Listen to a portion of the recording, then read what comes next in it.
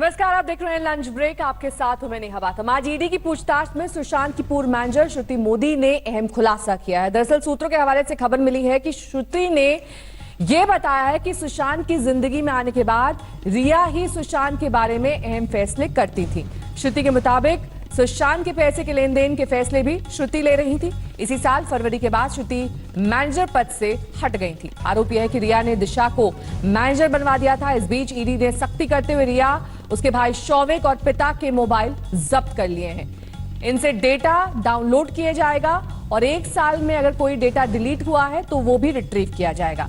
ED ने यह भी जांच की है कि सुशांत की मौत से 7 दिन पहले आईपी एड्रेस क्यों चेंज किया गया। तो ईडी की पूछताछ में श्रुति के कई अहम खुलासे रिया कर रही थी। सुशांत से जुड़ा हर फैसला ये श्रुति ने बताया है। साथ ही रिया उनके स्टाफ को भी बदल रही थी, ये भी श्रुति के हवाले से जानकारी मिली है। लेकिन अब रिया, उनके भाई और उनके पिता के फोन खंगाले जाएंगे। कई ऐसे अहम कॉल डिटेल्स हैं, व्हाट्सएप डिटेल्स हैं जो इन फोन के जरिए हासिल होंगे। इन्हीं से पुलिस की तफ्तीश को मदद मिलेगी। साथ ही अगर कोई डेटा डिलीट किया गया है उसे भी रिट्रीव करने की कोशिश की जाएगी। और ईडी से लगातार कल भी 10 घंटे की पूछताछ में रिया जुड़ी हुई थी। उनसे तमाम फाइनेंशियल ट्रांजैक्शंस के बारे में सवाल किए गए। किस तरीके से वो पिछले 1 साल में कई बड़े जो फाइनेंशियल ट्रांजैक्शंस थे उनका हिस्सा रही हैं, उनके अकाउंट में बड़ी रकम ट्रांसफर की गई थी, वो कहां से आई है रकम, इन तमाम सवालों से रिया दो चार हुई हैं। मुस्तफा शेख हमारे संवाददाता इस तमाम जानकारी के साथ हमारे साथ जुड़ गए हैं। मुस्तफा, आज जो श्रुति ने बातें बताई हैं उसके बारे में क्या डिटेल जानकारी मिली है आपको? आपको पहले बता दें नेहा कि सबसे महत्वपूर्ण जानकारी एनफोर्समेंट डायरेक्टरेट के ऑफिस से ये आ रही है कि अभी अभी मीतू सिंह, जो कि सुशांत सिंह राजपूत की बहन है, वो इस वक्त ईडी ऑफिस के अंदर गई है। आज ईडी उनका स्टेटमेंट रिकॉर्ड करने वाली है। श्रुति मोदी हो, सिद्धार्थ पिठानी हो, रिया चक्रवर्ती, इन सारे लोगों का ईडी स्टेटमेंट लगातार रिकॉर्ड करती आ रही है। लेकिन मीतू सिंह सुशांत सिंह राजपूत के घर के फैमिली से पहली ऐसी सदस्य है जिनका इस वक्त एनफोर्समेंट डायरेक्टरेट इस पूरे केस में आप कह सकते हैं कि स्टेटमेंट रिकॉर्ड कर रही है। मीतू का बयान इस केस में इसलिए भी जरूरी है कि रिया चक्रवर्ती जब सुशांत सिंह राजपूत का घर छोड़कर चली गई थी, जून 8 की बात है, तब जून 8 से जून 12 तक मीतू सिंह थी जो सुशांत के साथ उनके घर पर रह रही थी। तो ये सारी जानकारी और साथ ही साथ जो जानकारी अभी तक की इन्वेस्टिगेशन में बैंक अकाउंट डिटेल्स की, सुशांत सिंह राजपूत की बैंक अकाउंट डिटेल्स की सामने आई है, शायद मीतू सिंह से इस चीज को कोराबोरेट भी किया जाए कि इन सारे जवाब जो दिए गए हैं रिया की तरफ से या श्रुति मोदी की तरफ से, उन पर सुशांत के परिवार का क्या कहना है। तो एक महत्वपूर्ण दिन आज एनफोर्समेंट डायरेक्टरेट की इस इन्वेस्टिगेशन के लिए सुशांत सिंह राजपूत केस में, और साथ ही साथ सुप्रीम कोर्ट में तो याचिका है ही। साथ ही मुस्तफा, जिस तरीके से कल 10 घंटे की पूछताछ चली, कोई अहम जानकारी, कोई अहम खुलासा रिया की ओर से क्या जवाब दे पाई वो कि इतने बड़ी रकम का ट्रांसफर उनके अकाउंट में कहां से, क्यों और कैसे किया जा रहा था, उस फंड्स का इस्तेमाल किस तरीके से किया जा रहा था, जो कंपनी उनके भाई के नाम पर थी उनमें भी फंड्स ट्रांसफर किए गए, कहां से आ रहा था ये पैसा? देखिए, ये एक बहुत इंपॉर्टेंट सवाल है, लेकिन क्योंकि एनफोर्समेंट डायरेक्टरेट के जो सोर्सेज हैं वो इस वक्त यही बात कहते आ रहे हैं कि जितने भी लोगों से पूछताछ हुई है, चाहे वो रिया हो या श्रुति मोदी, ज्यादातर सवालों के जवाब उन्हें नहीं मिले हैं। शौविक से भी वो यही कह रहे हैं कि शौविक चक्रवर्ती से भी ज्यादातर सवालों के जवाब नहीं मिले हैं। तो क्योंकि मुंबई पुलिस एक तरफ ये कह चुकी थी कि, और उनके सीए जो श्रीधर हैं सुशांत के, वो भी कह चुके थे कि ये पूरे अकाउंट में सुशांत सिंह राजपूत के कोई बड़ा ट्रांजेक्शन होता दिख नहीं रहा है। तो अब एनफोर्समेंट डायरेक्टरेट के हम जो वर्जन है उसका इंतजार कर रहे हैं। उनकी तरफ से इस बात में जानकारी आना बाकी है। उन्होंने ये तो कहा है कि ज्यादा सवालों के जवाब अभी तक नहीं मिले हैं, लेकिन क्या इतना बड़ा ट्रांजैक्शन हुआ है, किस तरह से हुआ है, अगर सडन राइज था रिया चक्रवर्ती की इनकम में तो वो उस इनकम के सोर्सेज क्या थे, शायद किसी सुशांत के घर वाले का भी यहाँ पर स्टेटमेंट देना भी एक ठीक है। मुस्तफा, बहुत बहुत शुक्रिया तमाम जानकारी के लिए आपका। मुस्तफा शेख हमारे संवाददाता मुंबई से जानकारी दे रहे थे कि कई अहम खुलासे हो रहे हैं, लेकिन कई चीजों पर अभी भी चुप्पी बनाए हुए हैं रिया, उनके भाई सुशांत के पिता के सिंह के रिया को भेजे व्हाट्सएप मैसेजेस को लेकर भी इस मामले में एक नया मोड़ आया है। इन मैसेजेस से यह साफ हो रहा है कि सुशांत के पिता अपने बेटे को लेकर फिक्रमंद थे और रिया से अपने बेटे के बारे में सच्चाई जानना चाहते थे कि उनके बेटे को क्या हुआ है। दरअसल हैरत की बात यह है कि रिया ने सुशांत के पिता का ना तो जवाब दिया और ना ही कुछ भी बताने में दिलचस्पी ली। सवाल यह है कि क्या रिया कुछ छुपा रही थी?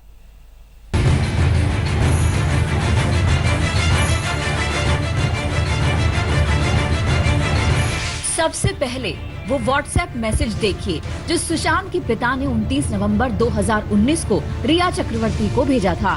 मैसेज में सुशांत के पिता ने लिखा, जब तुम जान गई हो कि मैं सुशांत का पापा हूँ तो बात क्यों नहीं की? आखिर बात क्या है?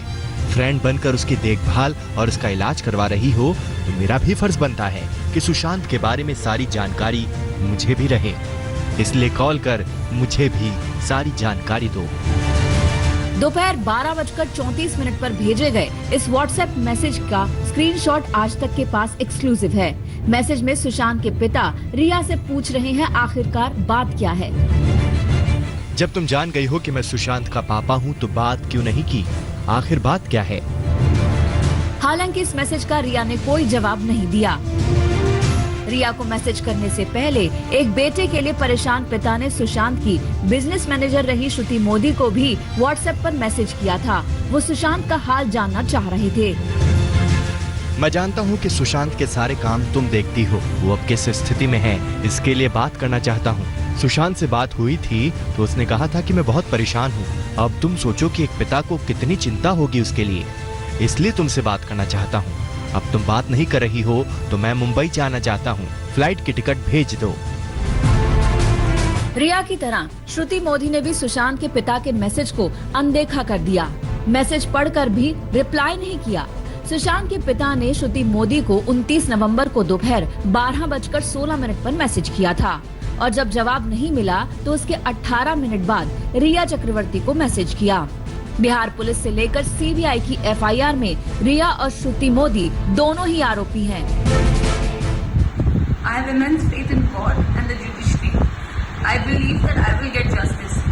Even though a lot of horrible things are being said about me in the electronic media, I refrain from commenting on the advice of my lawyers as the matter is sub judice. Satyamir Jayate. The truth shall prevail.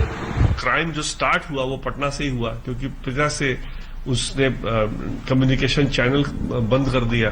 रिया ने बात नहीं करने देती थी, तो इस सब से, और पिता वहां ही रहते हैं, पटना में रहते हैं, कॉन्सिक्वेंसेस वही सफर कर रहे हैं वो इस क्राइम का। सुशांत के पिता के मैसेज बहुत कुछ कह रहे हैं। सुशांत केस में ये सब चैट पक्के सबूत बन सकते हैं। अंजना ओम कश्यप, दिल्ली, आज तक। वक्त एक ब्रेक का हो चला है, लेकिन 1:30 बजे देखिए टॉप पिटिया को मंचलों ने मारा।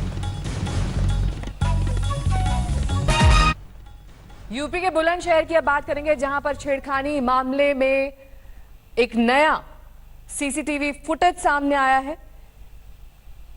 इस वीडियो फुटेज के जरिए दरअसल ये समझा जा सकता है कि जब सुदीक्षा की जान गई तब दरअसल हुआ क्या, कौन बाइक चला रहा था, किस तरीके से मंचलों ने बाइक के आगे आकर, या फिर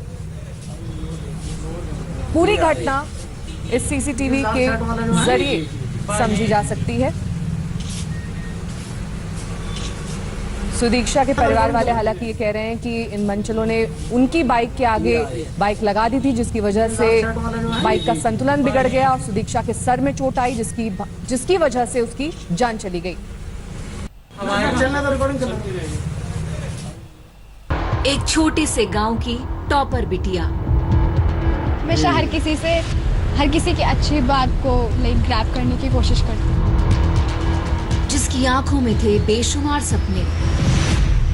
बाकी सारी लड़कियां भी कर सकती हैं, ऐसा नहीं है। फैमिली सपोर्ट होना बहुत ज्यादा जरूरी है। वो बुलंदशहर से सीधे पहुंच गई अमेरिका। प्रोफेशनल वर्ल्ड में एक्सेल कैसे करना है, अपनी पर्सनालिटी को, अपने आप को इतना ग्रूम कर पाऊं। अमेरिका में पढ़ने के लिए उसे मिला था 3.8 करोड़ का वजीफा। स्कॉलरशिप मिली 3.8 करोड़ की। छुट्टियां मनाने वो घर लौटी थी। वो मामा से मिलने जा रही थी, लेकिन रास्ते में मिल गए मनचले और फिर टूट गए सारे सपने।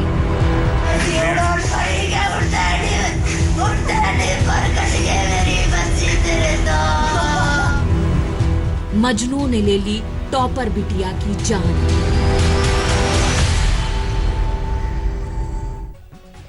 एक गरीब परिवार की होनहार लड़की सुदीक्षा भाटी, वो अपनी मेधावर छात्रा और उसके दम पर करीब 4 करोड़ की स्कॉलरशिप हासिल करके अमेरिका पढ़ने चली गई। लेकिन कुछ मंचलों की वजह से आज सुदीक्षा हमारे बीच नहीं है। सुदीक्षा की मौत किन परिस्थितियों में हुई है, उसकी मौत को लेकर तमाम सवाल उठ रहे हैं। पुलिस और परिवार के बीच विवाद है, मतभेद है। इसकी पूरी कहानी और डिटेल हम आपको दिखाएंगे, लेकिन पहले आपको दिखा देते हैं सुदीक्षा का वो वीडियो जिसमें वो चीख चीख कर महिलाओं के प्रति समाज की सोच बदलने की बात कर रही है। और क्यों मानो जिस समाज ने मेरे हौसले को अश्लीलता और मेरे पहनावे को मेरा चरित्र प्रमाण पत्र घोषित कर दिया, किस हक से, आखिर किस हक से मैं उस समाज के हाथों में अपनी जिंदगी की बागडोर थाम दूं? अगर मैं जीन्स पहनती हूँ तो क्या मैं चरित्रहीन हो गई? मैं आपसे पूछती हूँ, आप सबसे पूछती हूँ, क्या इस परिस्थिति से गुजरने वाली वो हर औरत जो साड़ी पहनती हो, कि पूरी मासूम बच्ची जो 1 साल की भी न हुई हो, तब उन्हें भी चरित्रहीन कहेंगे? आप अपने आप से पूछिए, अगर आपकी बहन बेटियों के साथ ऐसा होता तो आप कैसा महसूस करते? बुरा लगता ना? बहुत बुरा लगता।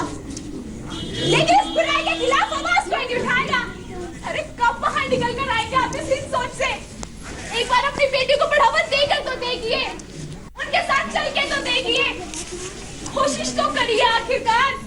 और ये जब कहते रहते हैं ना कि माहौल खराब है, आपको कहने की जरूरत नहीं पड़नी है। अरे आपकी बेटियां हीरा है, हीरा, उसे तराशना आपको है, पहल आपको ही करनी पड़ेगी। एक बार कोशिश करके देखिए, आपको खुद पता चल जाएगा। पर कोशिश तो करिए, कोशिश करिए एक बार, बाहर निकल कर आइए अपनी सोच से। ये दरअसल सुदीक्षा भाटी का एक पुराना वीडियो आप देख रहे थे, जिसमें ये लड़की समाज से अपनी सोच बदलने की बात कर रही थी, महिलाओं के उत्पीड़न से मुक्ति की बात कर रही थी। वही लड़की उसके परिवार के आरोपों के मुताबिक मंचलों की वजह से सड़क हादसे का शिकार हो गई। इस हादसे का सीसीटीवी वीडियो सामने आया है। ये तस्वीर उस बुलेट की है जिसकी पुलिस तलाश कर रही है, लेकिन माना जा रहा है कि इसी बाइक से हादसा हुआ है, जैसा कि सुदीक्षा के परिवार वाले बता रहे हैं। लेकिन सिर्फ ये चंद सेकेंड का वीडियो ये बता रहा है कि इस तरह की एक बुलेट मौजूद थी जिसमें मनचले सवार थे। हालांकि इस वीडियो से ये साफ नहीं हो रहा है कि आगे क्या कुछ हुआ, किस तरीके से ये पूरा हादसा हुआ, ये पूरी वारदात हुई। लेकिन फिलहाल ये ताजा सीसीटीवी फुटेज सामने आया है।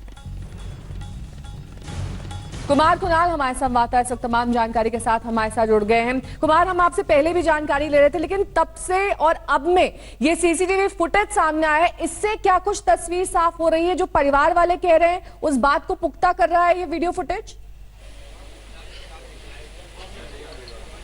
बिल्कुल, और ये परिवार वालों ने कभी भी इस पर कोई शंका जाहिर नहीं की थी कि कोई इस तरीके का हादसा हुआ है, एक्सीडेंट हुआ है। जैसा कि पुलिस कई बार, हमसे भी बात हुई जब पुलिस के लोकल एसएचओ से, तो उनका ये कहना था कि अभी हम ये तफ्तीश कर रहे हैं कि ये हादसा था, किस तरीके से हुआ। लेकिन ये क्लियर कट जो परिवार आरोप लगा रहा है कि 2 से 3 किलोमीटर तक उसका पीछा किया गया है बुलेट से। तो अब जब बुलेट की तस्वीर सामने है, सीसीटीवी फुटेज सामने है, तो ये बात तो बिल्कुल तस्दीक होती हुई दिखाई पड़ रही है कि ऐसा हुआ है। अब पुलिस पर पूरा ओनस है, पूरी जिम्मेदारी जो है वो पुलिस की है कि आखिरकार वो किस तरीके से उनको निकालती है जो उनका पीछा कर रहे थे। और अभी जब आपने सुनाया कि जिस तरीके से सुदीक्षा भाटी, ठीक है कुमार, आपके पास लौटेंगे। इस बीच प्रधानमंत्री नरेंद्र मोदी का संबोधन हो रहा है, सीएम से वीडियो कॉन्फ्रेंसिंग के जरिए जो उनकी मुलाकात हुई, उसके बाद संक्रमण को लेकर क्या कुछ कह रहे हैं पीएम, सुनिए। हर कोई अपने अपने तरीके से प्रयास कर ही रहा है, और आज की इस चर्चा से हमें एक दूसरे के अनुभवों से काफी कुछ सीखने को, समझने को मिला है। कहीं न कहीं ये एक भाव आज निकल कर आया है कि अगर हम मिलकर अपने इन 10 राज्यों में कोरोना को हरा देते हैं तो देश भी जीत जाएगा। साथियों, टेस्टिंग की संख्या बढ़कर हर दिन 7 लाख तक पहुंच चुकी है और लगातार बढ़ भी रही है। इससे संक्रमण को पहचानने और रोकने में जो मदद मिल रही है, आज हम उसके परिणाम देख रहे हैं। हमारे यहां एवरेज फर्टिलिटी रेट पहले भी दुनिया के मुकाबले काफी कम था। संतोष की बात है कि ये लगातार और कम हो रहा है। एक्टिव केसेस का प्रतिशत कम हुआ है। रिकवरी रेट लगातार बढ़ता जा रहा है, सुधरता जा रहा है। तो इसका अर्थ यह है कि हमारे प्रयास कारगर सिद्ध हो रहे हैं। सबसे अहम बात यह है कि इससे लोगों के बीच भी एक भरोसा बढ़ा है, आत्मविश्वास बढ़ा है और डर का माहौल भी कुछ कम हुआ है। और जैसे जैसे हम टेस्टिंग को बढ़ाते जाएंगे, हमारी ये सफलता आगे और भी बड़ी होगी और एक संतोष का भाव हमको अनुभव होगा। हमने मृत्यु दर को 1% से भी नीचे लाने का जो लक्ष्य रखा है, इसे भी अगर हम थोड़ा और प्रयास करें, बड़े फोकस में प्रयास करें, तो वो लक्ष्य भी हम हासिल कर सकते हैं। अब आगे हमें क्या करना है, कैसे बढ़ना है, इसे लेकर भी काफी स्पष्टता हमारे बीच में भी उभर करके आई और एक प्रकार से ग्रास रूट लेवल तक सब लोगों के दिमाग में पहुंच गया। अभी क्या करना है, कैसे करना है, कब करना है, बात हिंदुस्तान के नागरिक तक हम पहुंचा पाए हैं। अब देखिए, जिन राज्यों में टेस्टिंग रेट कम है और जहां पॉजिटिव रेट ज्यादा है, वहां टेस्टिंग बढ़ाने की जरूरत सामने आई है। खासतौर पर बिहार, गुजरात, यूपी, पश्चिम बंगाल और तेलंगाना, यहां टेस्टिंग बढ़ाने पर खास बल देने की बात हम लोगों की बातचीत में से उभर करके आ रही है। साथियों, अब तक का हमारा अनुभव है कि कोरोना के खिलाफ कंटेनमेंट, कॉन्टैक्ट ट्रेसिंग और सर्वेलेंस, ये सबसे प्रभावी हथियार है। अब जनता भी इस बात को समझ रही है, लोग पूरी तरह सहयोग भी कर रहे हैं। ये जागरूकता की हमारी कोशिशों से एक अच्छे परिणाम की तरफ हम आगे बढ़े हैं। हम क्वारंटाइन की व्यवस्था इसी वजह से आज इतने अच्छे तरीके से लागू कर पा रहे हैं। एक्सपर्ट्स अब ये कह रहे हैं कि अगर हम शुरुआत के 72 घंटे में ही केसेस की पहचान कर ले, तो ये संक्रमण काफी हद तक धीमा हो जाता है। और इसलिए मेरा सबसे आग्रह है कि जैसे हाथ धोने की बात हो, 2 गज की दूरी की बात हो, मास्क की बात हो, कहीं पर न थूकने का आग्रह हो, इन सब के साथ अब सरकारों में और सरकारी व्यवस्थाओं में भी और कोरोना वॉरियर के बीच भी और जनता में भी एक नया मंत्र हमें बराबर पहुंचाना पड़ेगा, और वो है 72 घंटे में जिसको भी हुआ है उसके आसपास के सबको उसका टेस्टिंग हो जाना चाहिए, उनका ट्रेसिंग होना चाहिए, उनके लिए जो आवश्यक है वो व्यवस्था होनी चाहिए। अगर ये 72 घंटे वाली फॉर्मूला पर हम बल देते हैं, तो आप मानिए कि बाकी जो जो चीजें हैं उसके साथ अब इसको जोड़ देना है कि 72 घंटे के भीतर भीतर इन सारे कामों को कर लेना है। आज टेस्टिंग नेटवर्क के अलावा आरोग्य सेतु ऐप भी हमारे पास है। आरोग्य सेतु की मदद से अगर हमारी एक टीम रेगुलरली उसका एनालिसिस करे, तो बहुत आसानी से किस एरिया से शिकायत आ रही है हम पहुंच सकते हैं। हमने देखा कि हरियाणा के कुछ जिले, उत्तर प्रदेश के कुछ जिले और दिल्ली, एक ऐसा कालखंड आया कि बड़ी चिंता का विषय बन गया।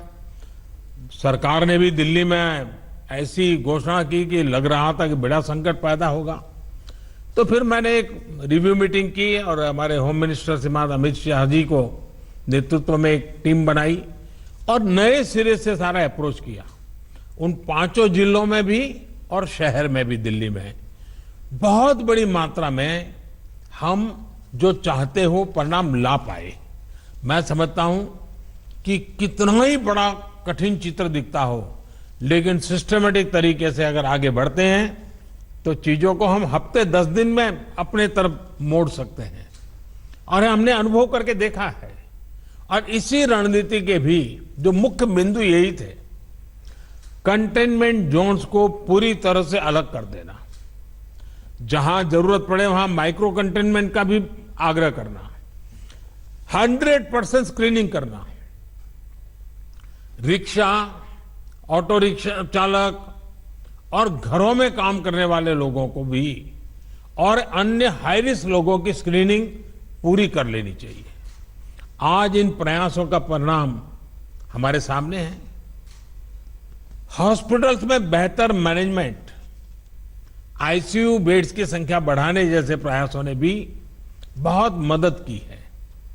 साथियों, सबसे ज्यादा प्रभावी आप सबका अनुभव है।